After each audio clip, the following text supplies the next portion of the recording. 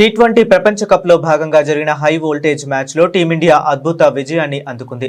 తన చిరకాల ప్రత్యర్థి పాకిస్తాన్ను 61 పరుగుల భారీ తేడాతో మట్టి కరిపించింది. కొలంబోలోని ప్రేమదాస స్టేడియంలో జరిగిన మ్యాచ్లో భారత ఆల్రౌండ్ ప్రదర్శనతో అదరగొట్టింది. ఈ విజయంతో గ్రూప్ ఏలో వరుసగా మూడో విజయంతో హ్యాట్రిక్ కొట్టింది. తద్వారా టోర్నమెంట్లో సూపర్ 8 దశకు అధికారికంగా అర్హత సాధించింది.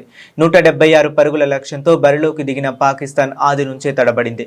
భారత బౌలర్ల కట్టుదిట్టమైన బౌలింగ్కు పాక్ బ్యాటర్లు వరుసగా పెవిలియన్కు క్యూ కట్టారు. హార్దిక్ పాండ్యా, జస్ప్రీత్ బుమ్రా ఆరంభంలోనే వికెట్లు తీసి పాక్ను కోలుకోలేని దెబ్బతీశారు. ఒక దశలో 13 పరుగులకే 3 వికెట్లు కోల్పోయి పీకల్లోతు కష్టాల్లో పడింది. పాక్ ఇన్నింగ్స్ పేక మెడలా కూలిపోయింది. భారత బౌలర్లు మూకుమ్మడిగా రాణించడంతో పాకిస్తాన్ 18 ఓవర్లలో 114 పరుగులకే ఆలౌట్ అయింది. హార్దిక్, బుమ్రా, అక్షర్ పటేల్, వరుణ్ చక్రవర్తి తలా 2 వికెట్లు తీయగా కుల్దీప్ యాదవ్, తిలక్ వర్మ చెరో వికెట్ పడగొట్టారు. ఈ విజయంతో భారత గ్రూప్లో అగ్రస్థానంలో కొనసాగుతుంది. అంతకుముందు టాస్ ఓడి బ్యాటింగ్కు దిగిన భారత్ ఇషాన్ కిషన్ పాక్ బౌలర్లపై ఎదురుదాడికి దిగాడు. కేవలం 40 బంతుల్లో 10 ఫోర్లు, 3 సిక్సర్లతో 77 పరుగులు చేసి మెరుపు ఇన్నింగ్స్ ఆడాడు.